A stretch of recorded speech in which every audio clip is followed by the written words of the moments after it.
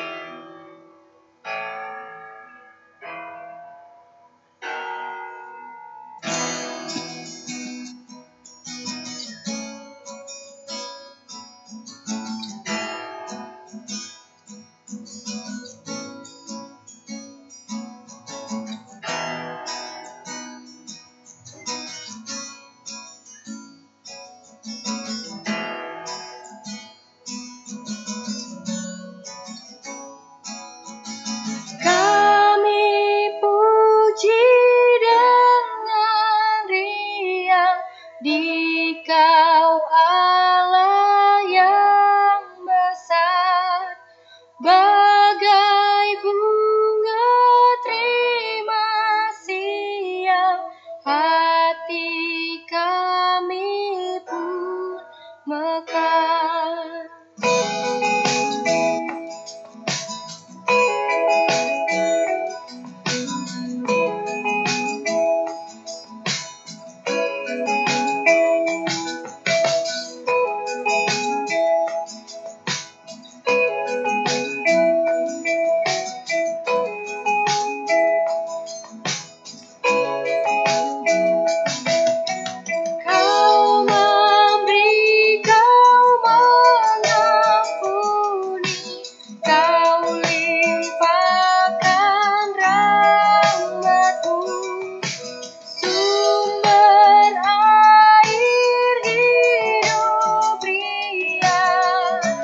Lautan kasih dan restu yang mau hidup dalam kasih, kau jadikan milikmu, agar kami menyayangi, meneladan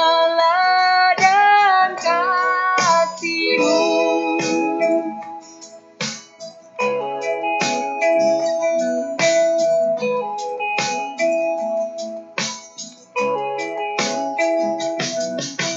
Mari kita pun memuji dengan suara menggagah, menyanyikan kuasa kasih yang teguh serta tetap. Kita maju dan bernyanyi, jaya walau di sorga, ikut mengagungkan kasih dalam lagu pemenang.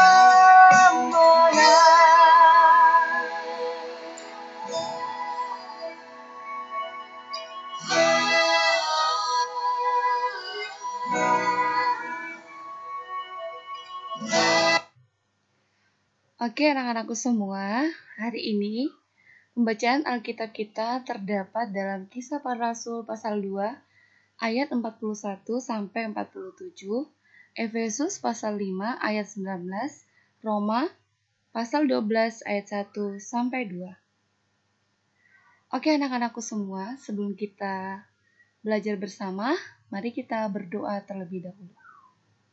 Tuhan Yesus, terima kasih untuk cinta-Mu dalam kehidupan kami. Semoga hari ini kami dapat belajar untuk memahami maksud-Mu dalam kehidupan kami. Amin. Nah, anak-anakku, silakan kalian membuka buku pelajaran halaman 10. Di situ ada uraian materi yang mengangkat cerita tentang kisah Anne Frank. Nah, sebelum Ibu menjelaskan, mari kita dengar dulu biografi dari teman kita Anne.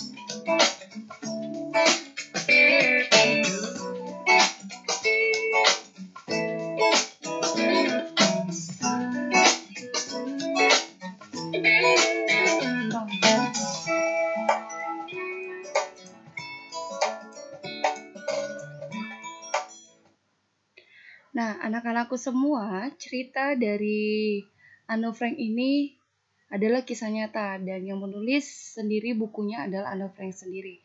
Dia menceritakan tentang kisah nyata yang dialami. Nah, buku ini berjenis non-fiksi. Perang Dunia Kedua dalam catatan harian itu, Anne Frank memuat kisah dukanya saat bersembunyi dari kejaran Nazi ketika ia berusia 13 tahun. Buku ini menjadi peringatan tentang betapa kejamnya perang, keberanian manusia, cita-cita dan harapan, sekaligus kesaksian atas betapa dahsyatnya semangat hidup manusia. Jadi Anne Frank menulis buku ini mengingatkan kepada kita semua apa yang dialami di masa lampau ya. Jadi mungkin di antara kita pasti memiliki kisah di masa lampau. Ya, seperti orang-orang Kristen zaman sekarang juga pasti memiliki cerita non-fiksi tentang Allah dan iman orang-orang percaya di masa lampau. Mereka menulisnya di sebuah buku yang disebut Alkitab. Alkitab adalah firman Allah yang ditulis oleh manusia dengan bimbingan Roh Kudus. Alkitab terdiri dari dua perjanjian, yaitu Perjanjian Lama dan Perjanjian Baru.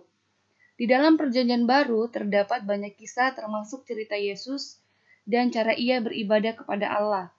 Perjanjian Baru juga mencatat kisah hidup jemaat perdana, terkumpul dan berdoa untuk beribadah kepada Allah. Ya, selanjutnya di sini kita melihat dengan judul Yesus dan ibadah di sinagoge. Sinagoge ini adalah tempat ibadah orang Yahudi ya. Mereka beribadah, bersekutu, berkumpul bersama untuk membaca Taurat di dalam sinagoge. Nah, di dalam unsur-unsur ibadah ada beberapa. Yang pertama, pembacaan pengakuan iman Yahudi atau Sema. Yang kedua, doa. Dalam hal ini mengulangi Mazmur. Yang ketiga, pembacaan hukum Taurat atau kitab para nabi. Targum. Di sini targum maksudnya penjelasan, tafsiran dari pembacaan Alkitab suci. Dan terakhir adalah berkat. Dalam ibadah sinagoge, pembacaan kitab suci adalah pusat dari ibadah. Jadi kitab-kitab Injil mencatat sinagoge terdapat di Nazaret. Ada di kitab Injil Matius pasal 13 ayat 54 dan Injil Lukas pasal 4 ayat 16. Dan di Kapernaum, Markus pasal 1 ayat 21 dan Injil Yohanes pasal 6 ayat 59. Kerap Yesus sekali mengunjungi sejumlah sinagoge atau tempat ibadah di Yahudi. Di sana Yesus pernah berdiri dan membaca gulungan Nabi Yesaya pasal 61 ayat 1 sampai 2 dan mengajar banyak orang seperti yang tercatat dalam Lukas pasal 4 ayat 16 sampai 17. Yesus tidak menolak ibadah tradisional, tetapi ia melawan hukum-hukum itu hanya diikuti secara formalitas. Yesus mencela cara penyembahan orang-orang Yahudi yang hanya memuliakan Allah lewat bibir, namun hati mereka jauh dari Allah. Dalam ajarannya, ia selalu menekankan bahwa kasih kepada Allah adalah ibadah yang sesungguhnya. Ia meletakkan hukum kasih di atas kebiasaan Sabat dan kurban. Dengan demikian, ibadah yang sebenarnya adalah suatu pelayanan kepada Allah, tidak hanya dalam arti ibadah di bait suci, tetapi juga dalam pelayanan kepada sesama dan hidup setiap hari. Nah, itu adalah beberapa penjelasan tentang Yesus dan ibadah di sinagoge. Ada beberapa hal yang Yesus tidak setuju dengan cara ibadah orang Yahudi ya. Mereka tuh ibadahnya hanya memuliakan Tuhan atau memuliakan Allah hanya lewat bibir, tapi hati mereka jauh dari Allah. Ya, Allah inginkan ibadah kita adalah betul-betul memuji Tuhan dengan segenap hati ya. Ibadahnya harus betul-betul diaplikasikan lewat perbuatan kita setiap hari. Selanjutnya, B. Ibadah gereja perdana atau gereja mula-mula. Nah, ingatkah kalian peristiwa apakah yang terjadi setelah Yesus terangkat ke surga? Nah, ini dari kisah di mana Yesus waktu itu sudah terangkat ke surga. Ya, kita melihat bahwa pada saat hari Pentakosta, pengikut Yesus mendapat sebuah misi untuk bersaksi tentang Yesus dan pengajarannya. Meskipun Yesus tidak hadir secara fisik, mereka memiliki Roh Kudus sebagai penghibur, yaitu Roh yang dijanjikan oleh Tuhan sebelum dia terangkat ke surga, yaitu Roh Kudus yang akan menolong dan menghibur kita untuk melanjutkan dan menerapkan karya keselamatan Kristus. Kisah gereja perdana diceritakan dalam kitab Kisah Para Rasul. Kitab kelima dalam Perjanjian Baru, dalam kitab Para Rasul diceritakan bagaimana Roh Kudus mengubahkan Rasul Petrus, seorang nelayan dari Galilea, menjadi seorang kepala pengabar Injil. Petrus menyampaikan khotbah kepada semua orang untuk menerima keselamatan dari Yesus dan memberi diri mereka dibaptis. Akhirnya 3.000 orang memberi diri dibaptis. Mereka inilah jemaat yang pertama. Sekumpulan orang-orang yang percaya bahwa Yesus Kristus merupakan Tuhan, Guru, dan Juru Selamat.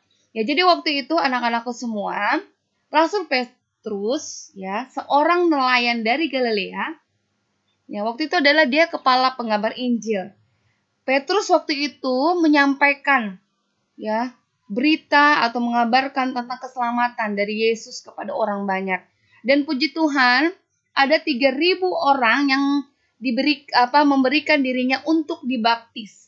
Dan mereka adalah jemaat yang pertama atau jemaat mula-mula. Akhirnya mereka mengadakan pertemuan di rumah-rumah. Mereka bertekun dan mendengarkan pengajar firman yang dibawakan para rasul. Berkumpul, berdoa, bersatu, menjalin ikatan persaudaraan yang erat. Segala kepunyaan mereka adalah kepunyaan bersama. Mereka berkumpul tiap-tiap hari dalam bait Allah, memecahkan roti bersama, dan dengan tulus hati memuji Tuhan. Mereka disukai semua orang, sehingga setiap hari mereka semakin bertambah. Jadi ibadah gereja perdana itu mereka tuh berlangsung hari Minggu. Hari Minggu juga disebut hari Tuhan karena memperingati karya kehidupan Tuhan selama hidup di bumi. Hari Minggu adalah hari pertama dalam satu minggu atau hari ke-8 setelah hari Sabat atau Sabtu, yang artinya bagi orang Ibrani adalah hari ke-7. Oleh karena itu orang Kristen, ya, kita semua beribadah di hari Minggu. Selanjutnya bagian C. Di situ bercerita tentang ibadah menurut Rasul Paulus. Mari kita buka Alkitab kita di Roma 12 ayat 1. Nah, bunyinya atau firman Tuhan, karena itu saudara-saudara, demi kemurahan Allah, aku menasehati kamu supaya kamu mempersembahkan tubuhmu sebagai persembahan yang hidup, yang kudus dan yang berkenan kepada Allah. Itu adalah ibadah sejati. Menurut Rasul Paulus atau menurut kita 12 ayat 1 menjelaskan, mempersembahkan tubuh kita dengan segenap hati, segenap kekuatan, segenap akal budi, itulah ibadah yang layak di hadapan Tuhan. Ya, jadi di sini Paulus menasihati jemaat agar mempersembahkan tubuhnya sebagai persembahan yang hidup, kudus dan berkenan kepada Allah. Karena itu adalah ibadah yang sejati. Ibadah sejati tidaklah sebagaimana yang ditawarkan orang-orang Yahudi. Mereka memberikan korban persembahan berupa hewan dan uang. Tetapi ibadah sejati yang Tuhan inginkan adalah mempersembahkan tubuh kita untuk menjadi milik Allah. Paulus memberikan nasihat agar jemaat berhati-hati mengingat apa-apa saja kelakuan yang berkenan dengan kehendak Allah dan kemudian menjadikan itu sebagai pola hidup setiap hari. Jadi anak-anakku, Tuhan menginginkan kita mempersembahkan tubuh kita seperti yang waktu Ibu menjelaskan tentang arti ibadah sejati, ya, di bulan kemarin, ya, di pelajaran pertama, pertemuan kita yang pertama, bahwa Tuhan menginginkan ibadah kita itu mempersembahkan tubuh, ya.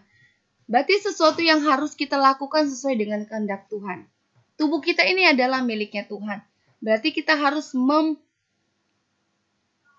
mempunyai sifat yang betul-betul menggunakan tubuh ini hanya untuk kemuliaan bagi nama Tuhan. Kemudian menurut Kolose pasal 3 ayat 23. Apapun juga yang kamu perbuat, perbuatlah dengan segenap hatimu, seperti untuk Tuhan dan bukan untuk manusia. Sebelumnya Ibu Riani pernah menjelaskan tentang ayat ini, ya. Kembali Ibu akan jelaskan bahwa Paulus mengajarkan bahwa apapun yang kita lakukan dalam kehidupan kita adalah bekerja untuk Tuhan. Jika kita melakukannya hanya untuk manusia, pasti kita putus asa dan mundur ketika ada tantangan. Ibadah yang sejati melakukan segala sesuatu untuk Tuhan. Jadi anak-anakku semua, apapun yang kita lakukan, lakukanlah itu hanya untuk Tuhan. Pasti kalau kita bisa melakukannya hanya untuk Tuhan, mengaplikasikannya kepada manusia pasti jauh lebih baik. Jadi anak-anak, jangan kita melakukan itu hanya untuk mendapat pujian dari sesama manusia. Nah, di sini kita bisa melihat, ya, kita perhatikan semua. Kita melihat ada perbedaan ibadah perjanjian lama dan perjanjian baru, ya. Kalau di lama dilakukan secara pribadi bersama manusia membangun mezbah untuk kurban persembahan. Sedangkan di perjanjian baru, ibadah dilakukan secara berkelompok, di mana pusat ibadah adalah pengenaan akan Yesus Kristus. Jadi di sini fokusnya tentang pengajaran yang dilakukan oleh Yesus Kristus selama di bumi. Beda di perjanjian lama. Mereka di situ hanya membangun mezbah untuk kurban persembahan. Jadi itu adalah inti dari ibadahnya. Dan kemudian yang kedua, ibadah merupakan kurban persembahan dan ritual-ritual. Tapi di perjanjian baru mengatakan bahwa penekanan utama meliputi sikap dan suasana hati. Jadi di perjanjian lama mereka mengutamakan kurban persembahan dan ritual-ritual. Tapi di perjanjian baru yang harus betul-betul ditekankan yang utama adalah sikap dan suasana hati kita. Berarti sikap kita kepada sesama dan suasana hati kita yang harus selalu bersukacita. Yang ketiga, ibadah dilakukan sebagai bentuk ungkapan atau ucapan syukur atas penyertaan dan berkat yang Allah berikan. Sedangkan di perjanjian baru, tujuan beribadah bukan mempersembahkan kurban, namun memberitakan Injil lewat perkataan dan perbuatan baik kepada Tuhan dan sesama. Di sini kita melihat ada perbedaan yang sangat jauh, ya, Nak. Nah, kalau di perjanjian lama itu mereka fokus akan memberikan persembahan berupa kurban atau berupa uang, ya. Tapi di perjanjian baru kita betul-betul memberikan diri kita, ya, tubuh kita hanya untuk menyenangkan hati Tuhan dan memberitakan Injil itu lewat perkataan perbuatan baik kepada Tuhan dan sesama. Jadi persembahan itu yang berupa kurban ataupun berupa uang tidak diutamakan, tapi yang utamakan aja langsung ke dalam diri kita masing-masing, ya, lewat sikap dan perbuatan kita. Oke, anak-anakku semua, demikianlah penjelasan dari Bu Riani. Semoga penjelasan ini dapat kami pahami, kamu dapat pahami dan dapat dimengerti. Oke, bagi anak-anakku semua yang kurang mengerti, boleh ditanyakan kembali kepada Bu Riani lewat video call. Oke, tugas berikutnya nanti akan Ibu share di classroom kalian. Oke, anak-anakku, untuk menutup pembelajaran kita pada pagi hari ini, mari kita berdoa bersama. Bapa di dalam surga, terima kasih. Sekarang kami mengerti bagaimana ibadah yang berkenan kepadamu. Amin. Oke, anak-anakku semua, thank you very much. Terima kasih banyak sudah menonton video pembelajaran dari Bu Riani. Salam sehat dari Bu Riani. Jangan lupa rajin berdoa, baca Alkitab, taat dan patuh pada ayah dan bunda, dan selalu bersemangat dalam belajar. Dadah, terima kasih. Tuhan berkati.